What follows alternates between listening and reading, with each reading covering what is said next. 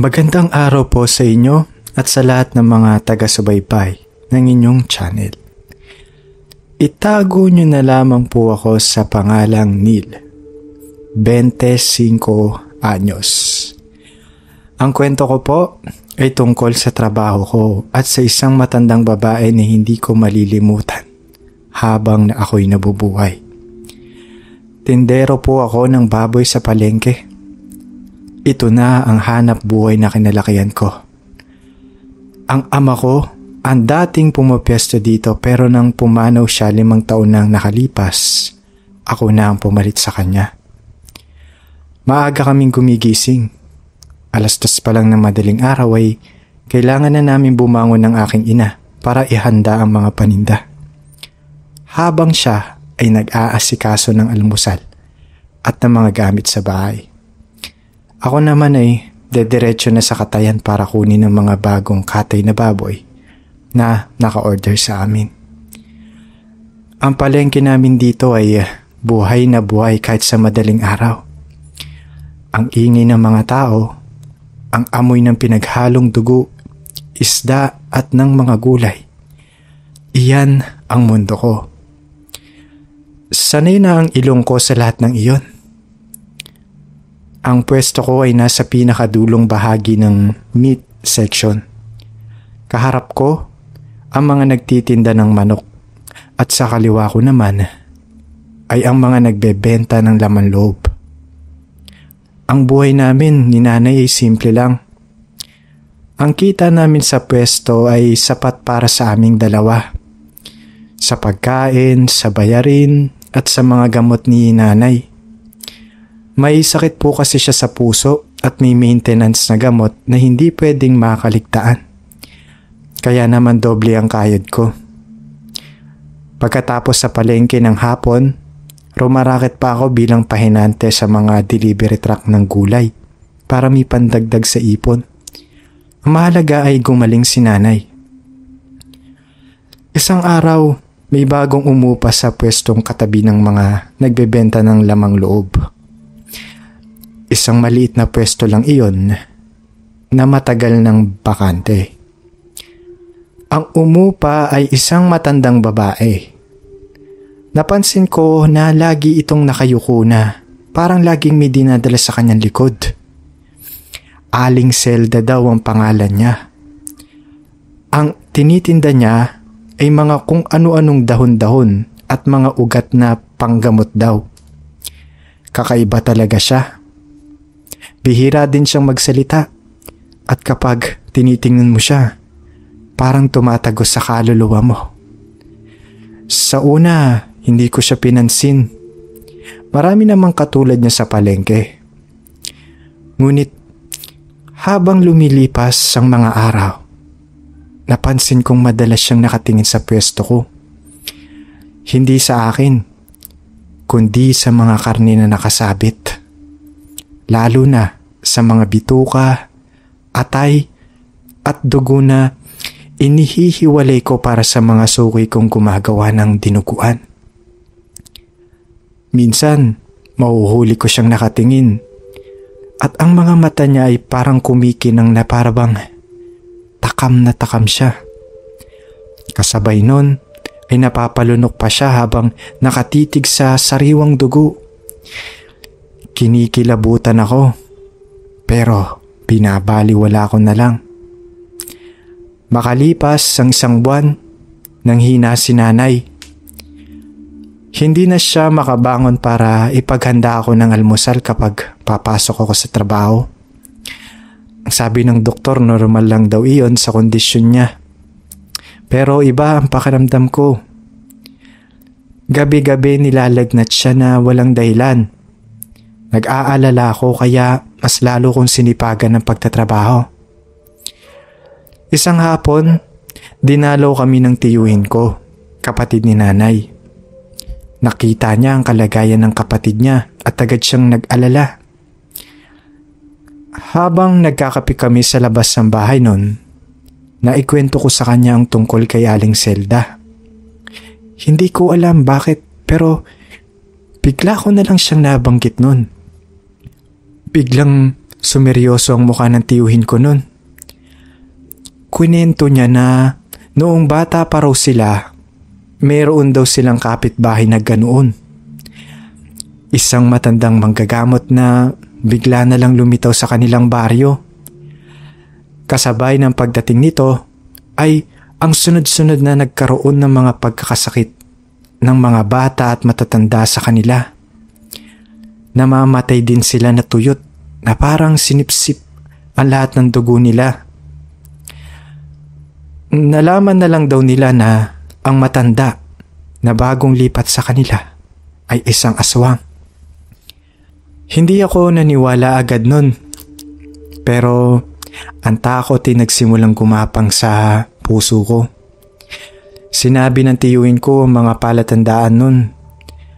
Mahilig daw ang mga aswang sa malalansa at bigla na lang daw may manghihinang taong malapit dito. Lalo na ang mga may mga sakit. Lahat ay tumutugma kay Aling Zelda nun at sa nangyayari kay nanay. Kinabukasan, sinubukan kong magmasid. Tulad ng dati, nandoon si Aling Zelda. Nakatitig na naman sa pwesto ko.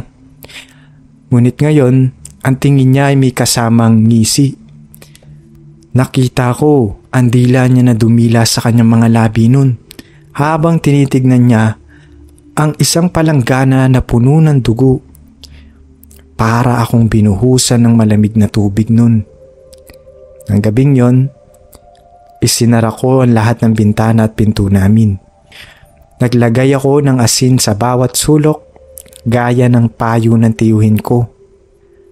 Mga 12:00 ng hating gabi, sumilip ako sa maliit na butas sa bintanang yari sa kawayan. Sa ilalim ng bilog na buwan, may nakita akong figura sa di kalayuan. Isang malaking itim na ibon yun. Lumapag sa bubong ng kapitbahay namin. Ngunit hindi po ito ordinaryong ibon. Masyado itong malaki. Maya-maya, nakarinig ako ng ingay sa bubungan namin na parang may gumagapang. Napatingin ako sa kwarto ni nanay nun. Narinig ko siyang umuusal na parang nahihirapan. Ang takot ko ay napalitan ng galit nun. Kinuha ko ang pinakamatalim na itak na gamit ko sa pagkatay ng baboy nun. Tapos, dahan-dahan akong lumabas sa bahay namin mula sa likurang pinto. Umakyat ako sa pader para maabot ang bubungan nun. Nang marating ko ang tuktok, nakita ko ito. Isang nilalang na may katawan ng malaking aso. Pakpak ng paniki at ang mukha nito ay hindi ako nagkakamali. Mukha po iyon ni Aling Zelda. May isa siyang mahabang dila na lumalabas sa bibig. Sinusubukang ipasok ito sa siwang ng aming bubong na yero. Direkta sa tapat ng kwarto ni nanay. Hindi na ako nagdalawang isip nun. Sa sobrang galit, sinugod ko yung aswang. Itinaas ko ang itak at buong lakas na itinarak sa likod ng nilalang na yun. Umalingaw-ngaw ang isang hindi makataong sigaw sa buong paligid. Nagpumiglas ito at sinubukan lumipad. Bumagsak kami pareho mula sa bubong nun. Nagpagulong-gulong kami sa lupa. Ang amoy niya, Sir JD, ay amoy ng nabubulok na karne na may kasamang malangsa. Sinubukan niya akong kalmutin ang kanyang matutulis sa kukunan pero patuloy lang ako sa pagwawasiwas ng itak. Sa uli, tinamaan ko siya sa leeg. Muli siyang sumigaw at mabilis na tumakbo palayo sa kakahuyan. Paika-ika at duguan ito nun. Kinabukasan, hindi na nagbukas ng pwesto si Aling Zelda sa palengke. Hindi na rin siya nagpakita kailanman. At si nanay unti-unting lumakas. Ngayon malakas na siya at kasama ko na ulit sa pwesto namin. Hanggang ngayon dala-dala ko pa rin ang alaala ng gabing iyon. Lalo na yung amoy nito na mananatili sa isipan ko habang buhay. Salamat po sa pagbabasa ng aking kwento, Sir JD. More power po sa inyong channel.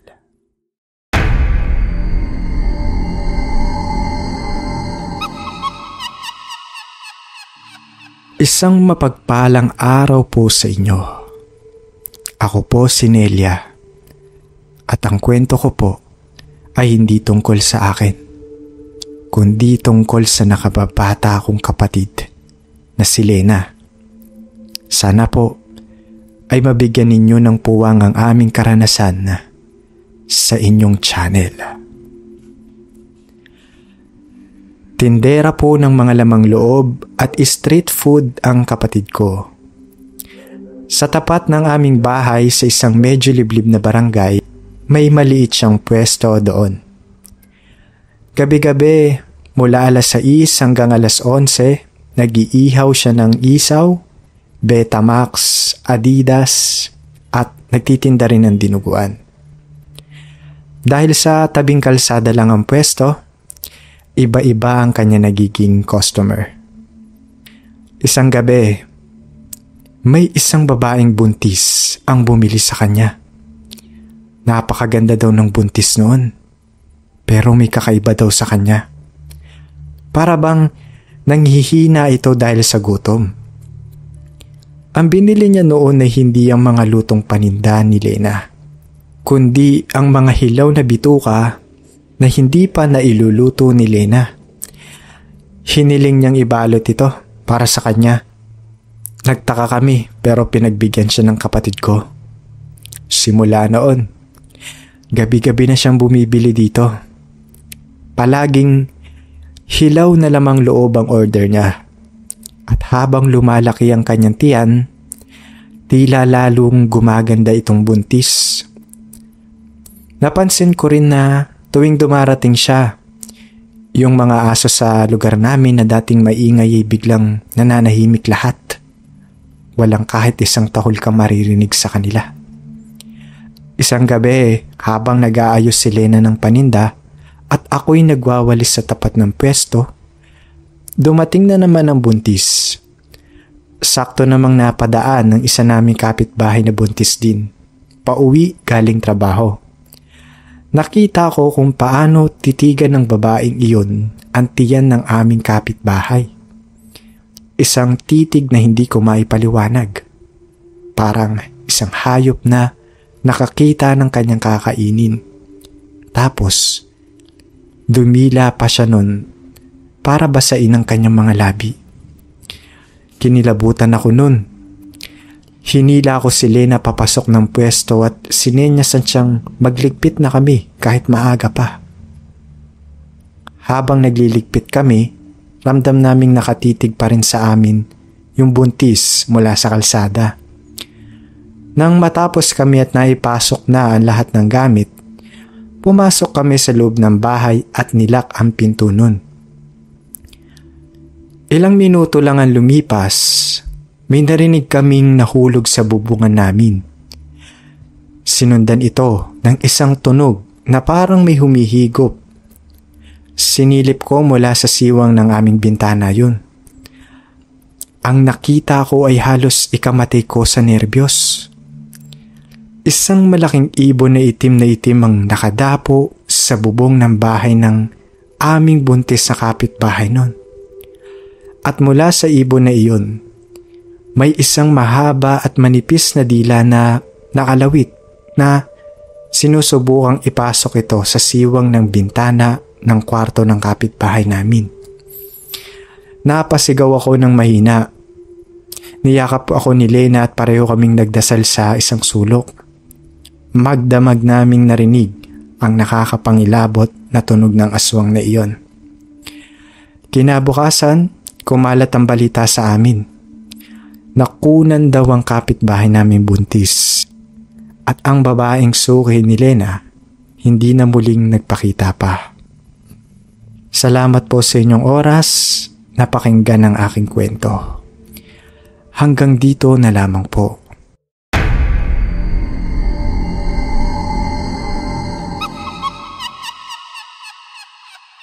Ako po si Elsa, 40 taong gulang. Nais ko lang ibahagi ang isang maikling karanasan na nangyari sa aming simpleng pamumuhay. Tindera po ako ng kakanin doon. Sa bintana lang ng aming bahay ako naglalatag ng bilao ng puto, kutsinta at biko noon. Tahimik ang aming lugar at halos lahat ng residente ay magkakakilala. Isang araw, may bagong lipat sa bakanting bahay sa tapat namin. Siya si Isabel. Isang dalagang ubod ng ganda ngunit laging nag-iisa. Magalang din siya at palangiti. Kaya agad siyang nakagaanan ng loob ng lahat. Suki ko din siya tuwing umaga. Ngunit may mga napansin akong kakaiba. Kapag may lamay sa aming barangay, lagi siyang nandoon. Hindi siya umaalis hanggat hindi sumisikat ang araw.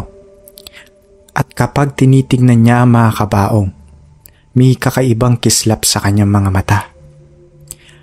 Pagkatapos ng ilang linggo, nagsimulang magkawalaan ang mga alagang manok na mga kapitbahay namin. Isang gabi, nagkasakit ang bunso kong anak. Mataas ang lagnat niya at hindi mapatahan sa kaiiyak. Habang karga ko siya noon, nakatingin siya sa bintana namin. Tapos, nanginginig sa takot. Sumilip naman ako sa labas nun. Nakita ko noon si Isabel na nakatayo sa tapat ng kanyang bahay, sa ilalim ng puno ng mangga. Nakatingin ng diretso sa bintana namin. Tapos, parang umiilaw yung mga mata niya. Naaalala ko yung bili ng aking lola noon. Kumuha ako ng walis tingting at binaligtad ko ito sa tabi ng aming pinto. Sinuotan ko din ng bawang yung leeg ng anak ko. Maya-maya, narinig ko na parang may mahinang kumalmot sa dingding namin na gawa sa sawali nun. Paulit-ulit po iyon. Hindi ako gumalaw nun. Niyakap ko lang na mahigpit ang anak ko habang nagdarasal. Yung mga pagkalmot sa dingding ay tumagal ng halos 1 oras bago ito biglang tumigil. Kinaumagahan, wala na si Isabel. Nilisan niya na daw ang bahay na inuupahan niya na parang bula. At ang lagnat ng anak ko, bigla na lang ding nawala. Hindi ko alam kung ano siya pero nagpapasalamat ako sa Diyos na umalis na siya sa amin. Iyon lang po, Sir GD. Salamat po sa pagbabasa. Kung nag-enjoy ka naman sa mga itinampok nating kwento sa araw na ito, make sure to like, share, and subscribe. Yun lamang po. And see you again on the next video.